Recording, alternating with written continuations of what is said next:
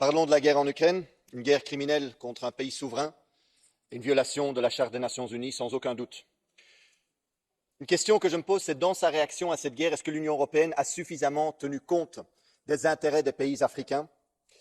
L'Europe a-t-elle pensé, pendant qu'elle a imposé les sanctions, une seule seconde à l'impact que ça aurait sur les pays africains dépendants de la région pour, par exemple, les céréales ou le blé? Je ne le pense pas.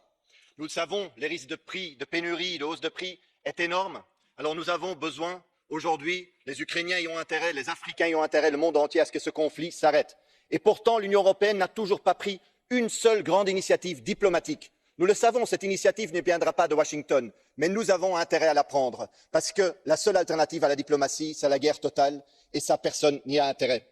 Alors essayons de prendre cette initiative diplomatique et arrêtons cette guerre par les négociations, par les pourparlers. Parlons maintenant politique de santé.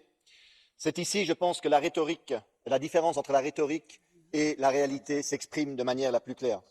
Officiellement, nous étions tous solidaires face à la pandémie, mais dans la réalité, quand l'Union africaine nous a demandé de partager la technologie du vaccin et des thérapies en levant les brevets, mais l'Union européenne, la Commission européenne a fait obstruction, a refusé de partager la technologie. Pourquoi?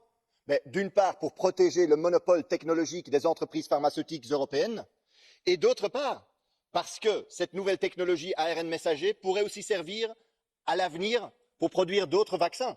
Donc plutôt de partager la technologie et de se battre ensemble contre tous les défis futurs aussi en matière de santé publique, la Commission européenne a donné priorité au profit et au monopole technologique. Et ça, franchement, ce n'est pas un partenariat, ça vraiment, c'est une vision néocoloniale ancienne avec laquelle nous devons rompre aujourd'hui.